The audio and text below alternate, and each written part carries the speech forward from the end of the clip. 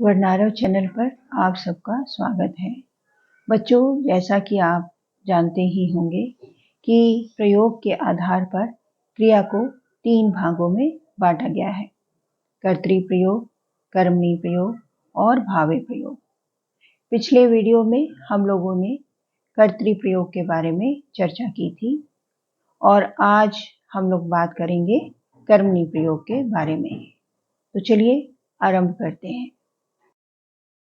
जब क्रिया सकर्मक हो तथा कर्ता और कर्म दोनों में से केवल कर्म के साथ उसी कारक की विभक्ति को का प्रयोग न हुआ हो तो ऐसे में क्रिया का प्रयोग कर्म के लिंग वचन के अनुसार होता है।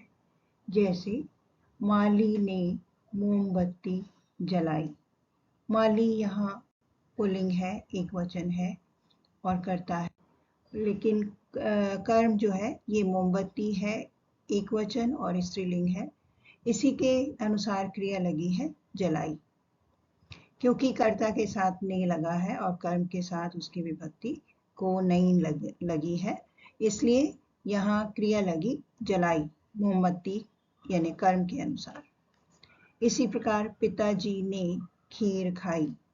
पिताजी एक होते हुए भी हमारे लिए आदरणीय होते हैं, इसलिए इनको हम बहुवचन की तरह प्रयोग करते हैं। तो पिताजी ने खीर खाई। खीर एक वचन और स्त्रीलिंग है, इसलिए इसके अनुसार क्रिया लगी है कि कर्म के अनुसार।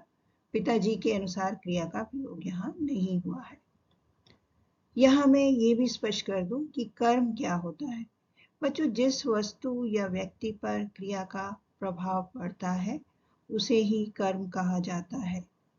इसके लिए आप क्रिया से ठीक पहले क्या या किसको प्रश्न लगाइए। किसी एक प्रश्न का उत्तर मिलने पर वाक्य में एक कर्म का प्रयोग हुआ है, और यदि दोनों प्रश्नों का उत्तर मिल गया तो वाक्य में 2 कर्मों का प्रयोग किया गया है। भूतकाल में अपूर्ण भूतकाल और कभी-कभी पूर्ण भूतकाल को छोड़कर बाकी सब के साथ क्रिया का प्रयोग कर्म के लिंग वचन के अनुसार ही होता है। इसे ही कर्मणी प्रयोग कहा जाता है। अपूर्ण भूतकाल यानी पास्ट कंटिन्यूअस और पूर्ण भूतकाल का अर्थ है पास्ट परफेक्ट। तो चलिए अब कुछ उदाहरण देख लेते हैं। पहला है श्रेया ने रुमाल खरीदा। खरीदा क्रिया है और श्रेया यहाँ करता है और कर्ता के साथ ने का प्रयोग हुआ है, इसलिए इसके अनुसार तो क्रिया का प्रयोग हो ही नहीं सकता। रुमाल कर्म है और एक वचन है और पुल्लिंग है, इसलिए इसके अनुसार क्रिया का प्रयोग हुआ खरीदा, सामान्य भूतकाल में यानी सिंपल पास्ट। उसके बाद है श्रेया ने रुमाल खरीदा है। आसन्न भूतकाल यानी रिसेंट पास्ट। यहाँ भी वही है, कर्ता के साथ ने है और कर्म के साथ को विभक्ति का प्रयोग नहीं हुआ है, इसलिए इसके कर्म के अनुसार क्रिया का प्रयोग हुआ खरीदा है। उसके बाद है श्रेया ने रुमाल खरीदा होगा। संदिग्ध भूतकाल यानी डाउटफुल पास्ट। यहाँ भी वही चीज है, ओनली यहाँ जो सहायक क्रिया है वो है होगा, क्योंकि हमें संदेह है कि खरीदा है या नहीं, सो इसलिए इसको संदिग्ध भूतकाल कहा जाता है। उसके बाद है यदि श्रेया ने रुमाल खरीदा होता तो वह मुझे जरूर बताती। ये होता है हेतु मद भूतकाल यानी कंडीशनल पास्ट। यदि ऐसा होता तो ऐसा जरूर होता। सो यहाँ भी श्रेया ने रुमाल खरीदा होता, यहाँ तक जो है क्रिया खरीदा होता ये कर्म के अनुसार ही प्रयोग हुई है, रुमाल के अनुसार, जो कि एक वचन और पुल्लिंग है। जब क्रिया द्विकर्मक हो अर्थात एक वाक्य में 2 कर्म प्रयुक्त हों तो ऐसे में एक कर्म के साथ को विभक्ति का प्रयोग अवश्य होता है। ऐसे में विभक्ति सहित यानी जो विभक्ति के साथ कर्म है, यानी जिस कर्म के साथ को लगा है, उसको छोड़कर बाकी बचे एक कर्म और कर्ता के लिए क्रिया अपने निर्धारित नियमों के अनुसार ही लगेगी। यानी जिसके साथ विभक्ति प्रयोग नहीं हुई हो उसी के लिंग वचन के अनुसार क्रिया लगेगी।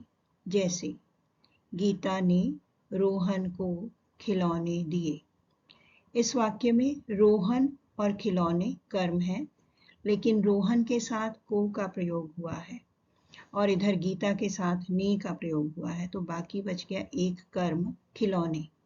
तो खिलौने के अनुसार क्रिया लग गई दिए। खिलौने बहुवचन और पुल्लिंग है, उसके अनुसार क्रिया लगी दिए। इसी प्रकार माँ ने बच्चे को दूध पिलाया। इसमें बच्चा और दूध ये दोनों कर्म है। क्या पिलाया? दूध। किसको पिलाया? बच्चे को।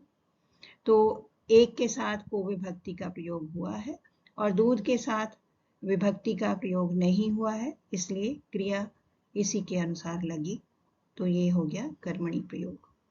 इसी प्रकार राहुल ने रोहन को घड़ी दी। रोहन और घड़ी कर्म है और घड़ी के साथ को विभक्ति प्रयोग नहीं हुई है, इसलिए इसके अनुसार यहाँ क्रिया का प्रयोग हुआ है।